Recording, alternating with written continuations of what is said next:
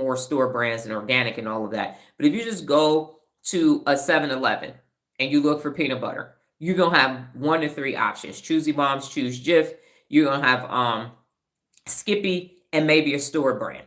And with those 3 options there, you're going to make a decision based upon the 3 options that are there. Now, price point could be a factor, and if it's too much, you can be like, fuck it, I don't need peanut butter. So that's basically taking a course of action based upon things that are being presented to you.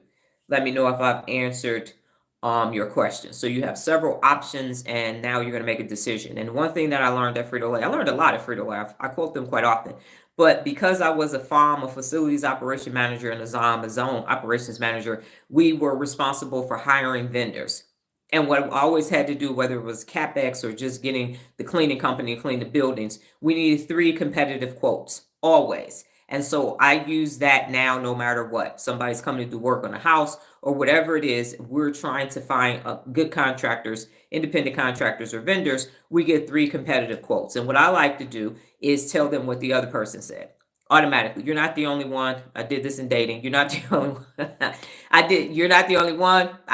We got options over here. So what you bring it to the table if I was being an alpha male. So at that point, when you're making decisions, that's why you make the most informed decision possible, because you have enough information. So don't do anything without a strategy, because it's going to impact your daily decision making. So the more information you have, the more informed choice you're going to make day in and day out. Any other questions before we actually start doing the cognitive activities?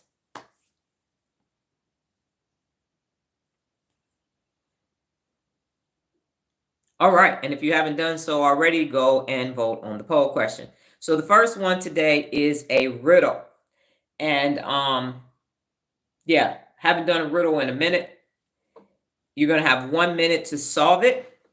And here we go. Here is the riddle. I'll read it twice and give you a minute.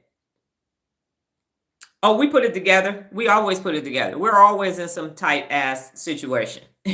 We rarely, if 100%, if we use the scale of 100%, and Noah's probably going to correct me on this, I would say 92% of the time we don't have the correct amount of space to assemble things.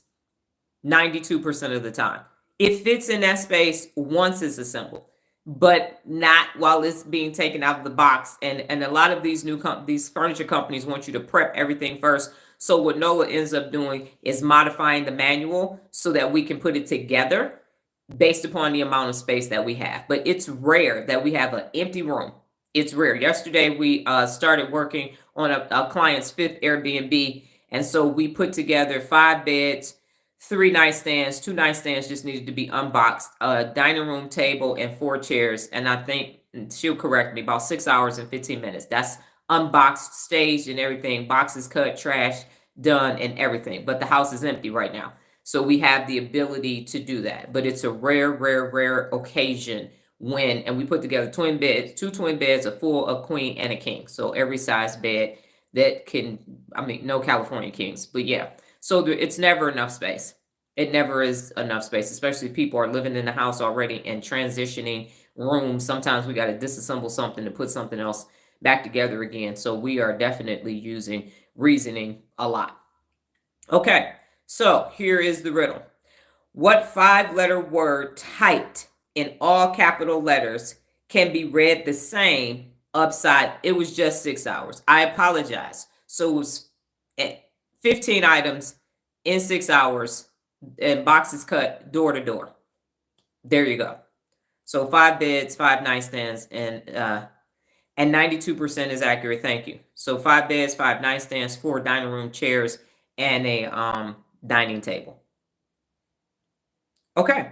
So what 5-letter word typed in all capital letters can be read the same upside down? What 5-letter capital word typed in all capital letters can be read the same upside down? I'll say it one more time. It's a riddle. What 5-letter word typed in all capital letters can be read the same upside down? You have 1 minute to solve the riddle.